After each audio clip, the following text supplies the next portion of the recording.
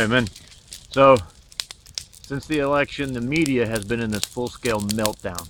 My favorite moment was when Trump, like the day after the election, Trump goes to dinner with his daughter, tells the media before he goes, "Oh, hey, I'm gonna go out. I'm in for the night. I'm done." And so the media like goes home and leaves the poor guy alone. And he decides to walk down 2 blocks. I'm sure he didn't walk, but he decides to go 2 blocks down the street and eat dinner. You probably heard this whole thing when it happened. Media just explodes. They go crazy with this thing. How dare you, not tell us where you're at and what you're doing at this exact moment. And I mean, this isn't news for any of you who pay attention to these things. The media's got this bloated view of themselves, uh, and they think they're an institution of almost of government. They consider themselves as quasi-governmental institutions. My fire's burning down. I might be out of light here in a second. Um, and that they have some rights and certain privileges that have to be adhered to or maintained. And I got to thinking about it as I was thinking about doing this video, and I said, you know what? Let me go check the Constitution real quick. So I went and I checked the Constitution, and of course, it's the First Amendment that talks about the press, and it's this real short amendment. The First Amendment is well, the whole Constitution is just a beautiful document. Uh, but it's amazing how concise it is, and in just a few short sentences, it lists all these rights.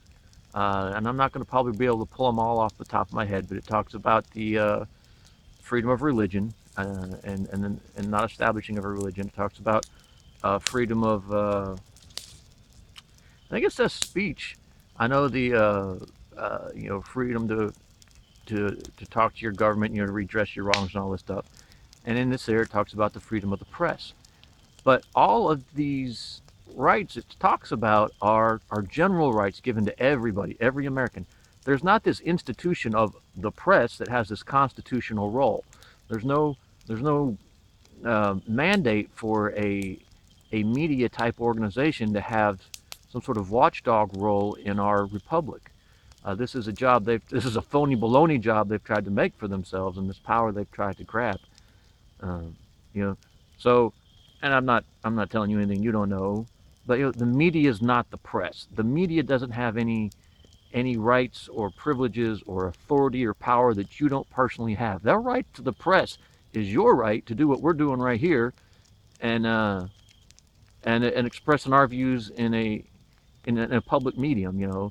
You have the freedom of the press. You have the right to write down whatever you want and disseminate it out to the public. Maybe not whatever. I mean, I guess there's some limits about libel or crying fire in a crowded theater and all those cliches.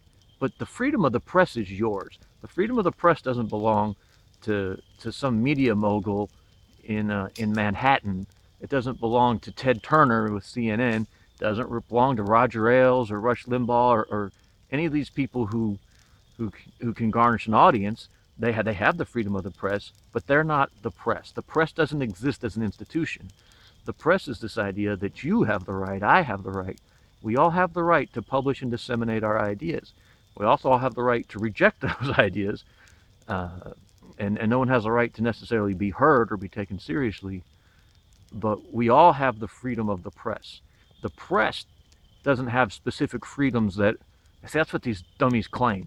They say we're the press, so we have freedoms. You can't restrict our actions whatsoever. That's a lie. Right? Every individual American has the right to publish his thoughts and try to get others to agree with them. That's the freedom of the press. Their ideas read by a large group of people do not have. They don't have a right to know when Donald Trump goes to have dinner with his daughter. Uh, they are not the defenders of democracy. Democracy is the defenders of the press. And since the muckrakers, at least hundreds, these morons have been trying to give themselves this extra role to carve them out themselves this job out in the Constitution that doesn't exist, in order to push a liberal ideology, a humanist ideology, a socialist ideology. Uh, prior to the 1900s, this idea of an unbiased press didn't exist. You know, there was partisan press. Each party, each ideology, each group of people had their own press, their media. I'm sorry, media. I'm falling into the trap myself. Anyone who claims they don't have partisanship, or they're unbiased, or they're completely fair-minded arbiters of the truth, those people are probably lying to you, and that's the case with the media. The media is not the press. Don't listen to these barbarians. They are interested in power, cold, calculated, uh, uh, collection of power, so that they can then feather their own caps. That's all these people want. That's all any of your media people want. They're not smarter than you. They're not better educated than you.